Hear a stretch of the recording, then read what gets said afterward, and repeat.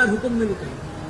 এই হুকুমটা কিন্তু ব্যাপক, একবারই ব্যক্তি পর্যায় থেকে নিয়ে রাষ্ট্র পর্যায়ে, আন্তর্জাতিক পর্যায়ে সব ক্ষেত্রে আমরা যে কোনো পদক্ষেপ গ্রহণ করার ক্ষেত্রে এটা চিন্তা করব যে আল্লাহ আল্লাহর রসুল অসন্তুষ্ট হন, আল্লাহর শরীয়তের বিরুদ্ধে কোনো চিন্তা, কোনো পদক্ষেপ চলে যাচ্ছে আমাদের, এটা যেন ভুলও না হতে পারে, সেটার জন্য খেয়াল করা এটা আমাদের বহুত বড় দায়িত্ব। একটা প্রসঙ্গ আমি একবারই সুনির্দিষ্টভাবে এই মজলিসে আজকে বলছি, যেহেতু সবাইকে পেয়েছি। সেটা হলো আল্লাহ রাব্বুল আলামিন আমাদেরকে বানিয়েছেন, হয়তো আমরা পুরুষ না মহিলা। যাকে আল্লাহ পুরুষ বানিয়েছেন সে পুরুষ, যাকে আল্লাহ মহিলা বানিয়েছেন সে মহিলা।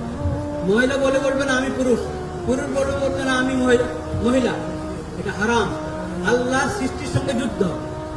এটা কিছু আভাস গত সরকার থেকে আমরা দেখতে পেয়েছি, আরো হালকা ছিল মধ্যে তা না, কিন্তু গত সরকারে এই মাদের যে সরকারটা কি এটাকে বলে, হ্যাঁ হ্যাঁ, এই সরকারের সময় এটার অনেক আলামত দেখা গেছে। এটার আমরা তীব্র প্রতিবাদ করছি। আজকের এই ইফতারের মাহফিলে দোয়া কবুলের সময় এটার আমরা তীব্র প্রতিবাদ করছি। এটাকে যেন এই দেশে কোনো সুযোগ দেওয়া না হয়। আল্লাহ যাকে পুরুষ বানিয়েছেন সে পুরুষ, আল্লাহ যাকে মহিলা বানিয়েছেন সে মহিলা। এখানে কিছুদিন আগে পুরস্কারের ঘোষণা এসেছে, দেখেছি এই ট্রান্সজেন্ডারের পুরস্কার, নাউজুবিল্লাহ।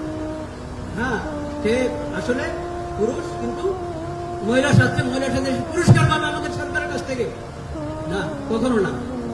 মাননীয় প্রধানমন্ত্রীর তত্ত্বাবধানে যে সরকার, এই সরকার এখানে এই ধরনের কোনো পদক্ষেপ আমরা এটা কখনো গ্রহণ করব না। সবাই আমরা দোয়া করি আল্লাহ তাআলা আমাদেরকে ইস্তেকামত দান।